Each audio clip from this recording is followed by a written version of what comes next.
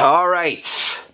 Welcome back, everyone. So a ton of videos coming this week and this weekend leading up into next week, which have a lot of cool stuff. So some old, some new stuff coming in the next couple of days. But first, we're going to take a look at Battlefield 1, one of my most highly anticipated games of the year this fall, most definitely. This is a must-buy for me just because I had a whole lot of fun with Star Wars Battlefront, even though it did have some issues. And DICE is, making something that's very, very different, in that World War I setting, blah, blah, blah. But it looks like, coming with Gamescom, you had to show off some footage, and they're showing off the desert stuff, which we haven't seen before. A lot of the gameplay footage that we've seen so far has taken place in one or two different maps or a variation of that same map. And it's nice to kind of see the variety and locations, especially in the single-player campaign where we're going to be diving deep into characters in these different locations. And I'm just overall excited about this game just because I know what DICE can do. I know what they've done so far with their Battlefield games, multiplayer-wise, and it looks like they're going to revamp their single-player. So, and it just feels different. So I'm excited. So let's. This is the Sinai Desert map by the thumbnail. It looks like, oh man, this is one of the ones from the very first trailer I was so interested in, just because we had sword combat, we had horses, we had some train footage. I want to see how they kind of make that map feel different from all the rest, because obviously it's a new location, but you could do a lot of cool stuff with a desert environment. And what else? What was I going to say? It doesn't matter. Let's go ahead and take a look.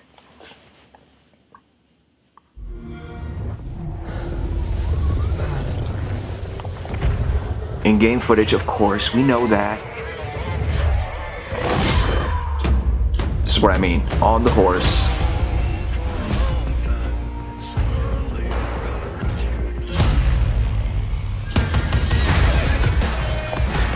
Damn.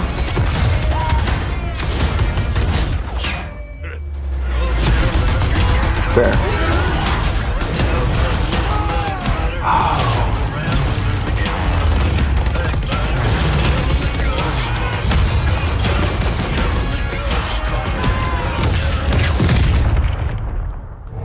The destructibility is just on a whole nother level now. Oh god.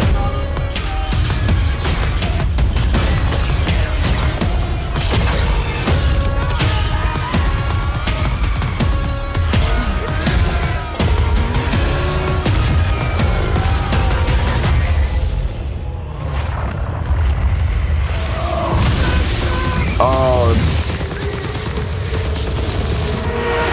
It's a perfect way to mix things up.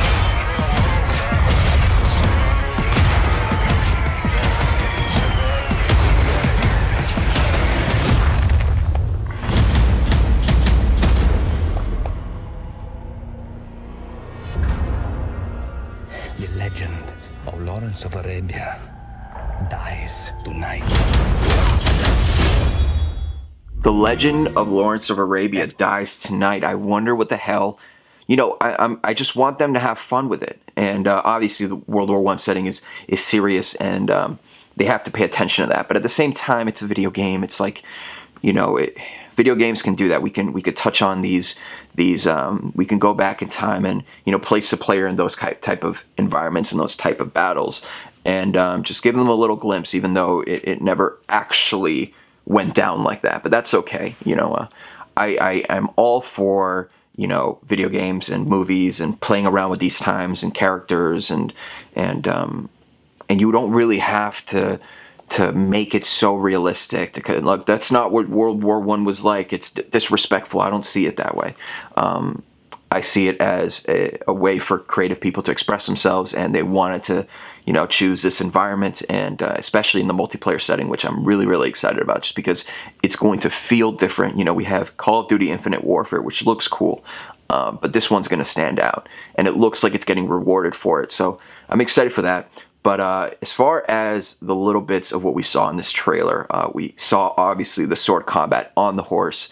It looked like the battles themselves are just as chaotic as the other maps we've seen so far, because some of the issues that you have with desert environments is that they're going to feel very big, and yeah, you'll have hills and stuff like that, but it almost is in danger of having snipers just take advantage of the situation. But it does feel like there will be a lot of chaos, and I love that in this type of game because you do have that destructibility factor. You do have that tactical factor as well. So Battlefield games do have those large maps, but you still will feel like you're part of something really chaotic in the middle, or as far as taking capture points and stuff like that. So I'm excited about this particular map just because it looks visually different. I won't be surprised if DICE is using some of the tech that they used for Star Wars Battlefront, Tatooine, to be specific.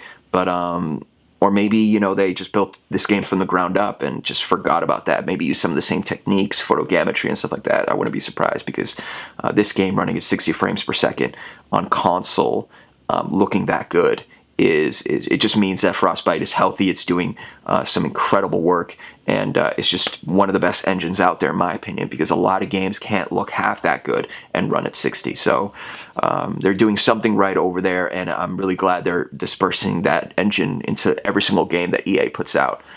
Even they're starting to put out into their sports games, so maybe that will get me to buy into those games again, because I like the sports games to have the most advanced tech out there. And as long as you're using Frostbite, as long as you're making games just for current gen, then I'm all for it. And the single player campaign, the very end there, is what I am talking about. That's exactly what I want the single player campaign to feel like. I want there to be a villain. I want there to be a little story arc, even if each specific section of the single player campaign, if they do it by chapters, if they do it by characters, however they're going to do it, is about 2 hours long. I'm still okay of having a story arc that takes place in one setting and you have a crazy battle, and I'm okay with that as long as there's some characterization, as long as there's some I don't need the Battlefield 1 single player experience to be emotional in any way, but I do need it to have some oomph, and it looks like it's going to have some of that, but I still have to see a little more of that. But the multiplayer, everything I've seen so far, just looks fantastic. A lot of people get worried about World War I. Oh, the variety in weapons, the upgradability, all of that stuff that you want out of your multiplayer experience, especially nowadays where you have Call of Duty and they're making just a crazy amount of weapons.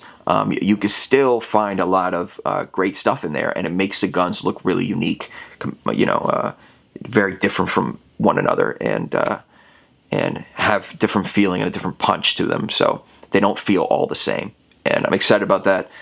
It looks like there's going to be ocean combat as well, not necessarily like a soldier in the water, or maybe they do something like that, but definitely some airships involved and submarines involved as well. So I'm excited about a lot of things that this game's bringing to the table. There's some footage there of some new maps that we haven't seen yet.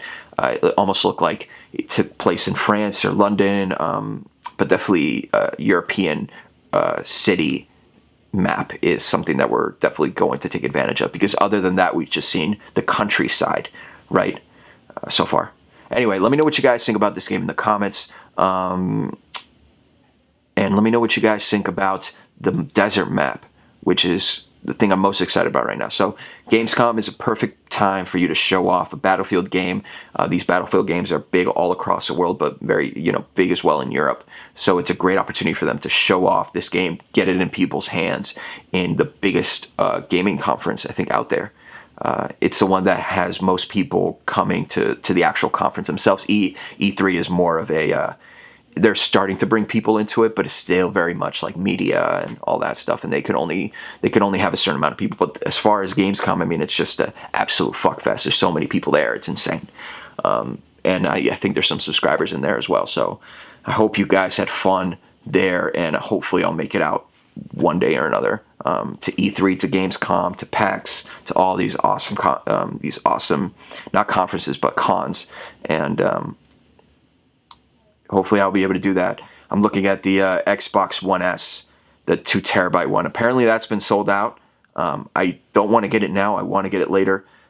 Maybe I don't need to get it at all, but there'll be a point where I get frustrated by the 500 gigabytes that I have on that thing, and I'll just dive into it. Or maybe I'll just wait for the Scorpio to come out. Probably I'll do that. Anyway, let me know what you guys think. Of course, if you hate me, you know what to do. If you like me, you know what to do. And I'll see you guys all in the next one.